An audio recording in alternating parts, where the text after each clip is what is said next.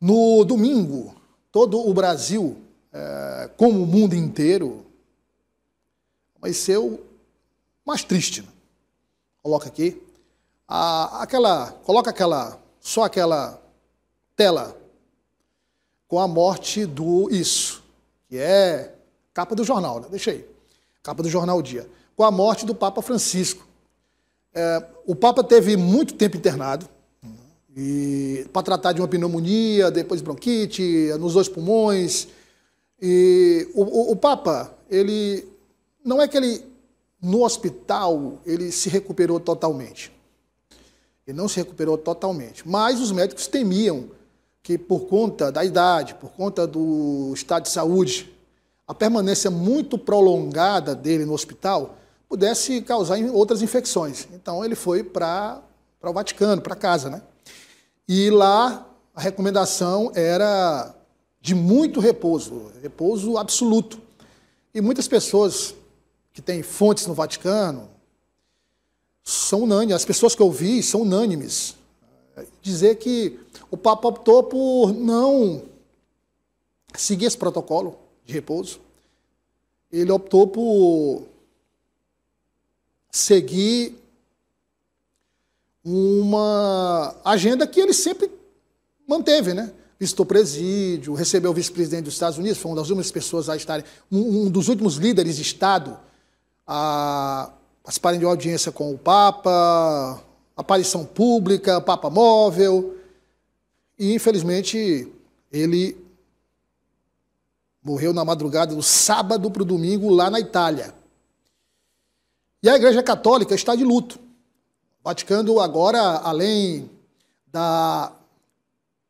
do velório do Papa, né, do funeral do Papa, o Vaticano se prepara para realizar outro conclave, para escolher o sumo pontífice que vai chefiar a Igreja Católica, comandar a Igreja Católica a partir do desaparecimento do Papa, da morte do Papa Francisco. Então é um misto sempre de tristeza, né, de velar o Papa morto e ao mesmo tempo cuidar da escolha de um novo líder da Igreja Católica. O Vitor Costa fez uma reportagem mostrando a repercussão com líderes e especialistas que também falaram sobre os possíveis nomes que estarão disputando o maior cargo, o maior poder, digamos, da Igreja Católica, que é a posição de Papa. Na tela. O mundo se despede de um líder espiritual que marcou uma era. Papa Francisco, o primeiro pontífice latino-americano e jesuíta da história, faleceu nesta segunda-feira aos 88 anos, no Vaticano. Devo annunciare la morte del nostro Santo Padre Francesco. Alle ore 7:35 di questa mattina, il vescovo di Roma, Francesco, é tornato alla casa del Padre. A morte do pontífice causou reações por todo o mundo.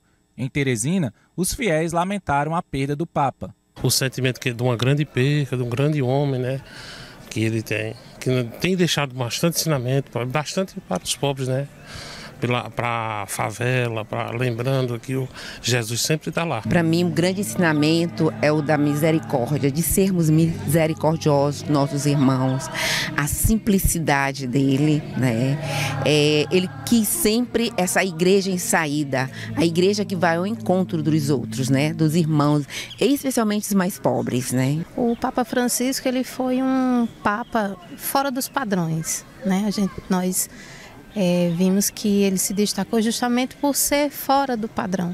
Então ele inspirava muito as pessoas, nós como cristãos católicos, a ir atrás daqueles mais excluídos, as pessoas que realmente necessitam, com a nossa oração, mas também com o nosso serviço. Vereador de Teresina, Luiz André esteve no Vaticano poucos dias antes da morte do Papa Francisco e fala sobre a emoção do encontro. É uma emoção muito grande, uma viagem familiar, e no último dia 12 de abril, nós caminhando ali por Roma, nós fomos à Basílica de São Pedro, e após assistir à Missa Santa, né, por esse ano ser o ano do jubileu, nós tivemos a grata satisfação, a surpresa da presença do Papa, mas foi um momento muito importante, né, para nós, até como político, como ser humano, até para renovar a fé. Aqui na Catedral Metropolitana de Nossa Senhora das Dores, uma missa celebrada pelo arcebispo Dom Juarez Marques relembrou os 12 anos de ensinamentos do Papa Francisco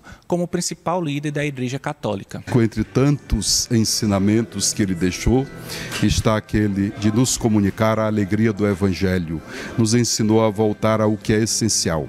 Essencial é a fidelidade a Cristo. Fidelidade à palavra viva que é nosso Senhor Jesus Cristo. E nesse sentido, um outro legado do Papa é essa questão da missão, do amor aos pobres. Ele disse: quero uma igreja pobre para os pobres. Isso ele encarnou. É um Papa jesuíta, de coração franciscano, inclusive se manifestava na sua maneira de ser, na sua acolhida, na sua proximidade para com todos, sobretudo para com os pobres, e também o seu grande legado é o legado pela paz. Se para os católicos de todo o mundo o Papa Francisco foi um exemplo de sabedoria e humildade, esse sentimento é ainda mais presente para Omar Albornoz, professor da Universidade Estadual do Piauí, que conviveu com o ainda pároco Jorge Mário Bergoglio. Eu conheci o padre Jorge Bergoglio, antes de ser nomeado Papa, no ano 1981. Eu ingressei na Companhia Jesus, lá em Buenos Aires, Argentina. Ele era superior da Casa de Estudos. E então nós tivemos 2 anos e meio de convivência. Nesses anos eu aprendi, ouvi, agir, como ele agia, atuava, a partir dos ensinamentos que ele fazia, não somente na fala que ele tinha, porém nas ações diárias.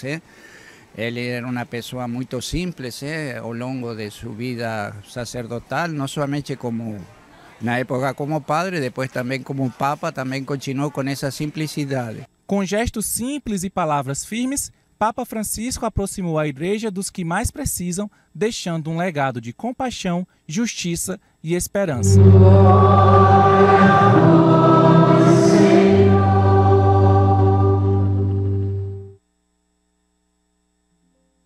Enquanto a gente, enfim, sofre com a morte do Papa Francisco e também deseja que ele retorne à casa do Pai e possa, enfim, descansar, né, depois de ter passado uma vida inteira dedicada à população mais carente, progressista, em termos de ideias, as mudanças que ele provocou na Igreja Católica. Agora a gente se prepara para um conclave, né, que é a reunião dos cardeais que escolhe o novo Papa. Né? O novo Papa tem que ter 2/3 dos votos para o cardeal, para ser eleito Papa. Né? E são 152 votantes, eu acho. São mais cardeais, 152 votantes e elegíveis ao papado. Tem esse detalhe. São 7 cardeais brasileiros que vão participar, inclusive o ex-arcebispo de Teresina, Dom Sérgio da Rocha, hoje arcebispo de Salvador. É ele que aparece, não em todas as listas, mas aparece em algumas listas como possível cardeal escolhido. Um favoritismo, como era Dom Cláudio Umes na época, por exemplo. Não é? Dom Cláudio Umes, inclusive, que é amicíssimo do Papa Francisco, né? Eles entraram juntos no conclave que elegeu o Papa Francisco. O Papa Francisco já tinha tido uma votação considerável no conclave que elegeu o Joseph Ratzinger, o Papa Bento XVI, que era exatamente 2 perfis antagônicos, um conservador e outro progressista. Quem votava no Papa Francisco votava pelas ideias do Papa, mas também em contraponto ao Bento XVI. Depois o próprio Papa pediu para tirar o nome dele, porque ele percebeu que seria uma rivalidade ali criada contra Bento XVI. Depois a eleição dele foi natural. Né? Havia já uma necessidade, a maioria dos cardeais enxergavam a necessidade de mudança de rumo na igreja. Então, o Joseph Ratzinger, inclusive há quem diga que o próprio Joseph Ratzinger tem uma certa participação na escolha do Papa Francisco, ninguém confirma, mas existe essa informação. O Dom Cláudio Umes entrou com o Papa, né, o então cardeal Jorge Mário Bergoglio, E quando ele foi eleito, ele disse, não esqueça dos pobres. O Dom Cláudio Umes. E daí já era e ficou mais evidente essa dedicação dele, essa linha que ele adotou de São Francisco de Assis, ligado aos pobres, enfim.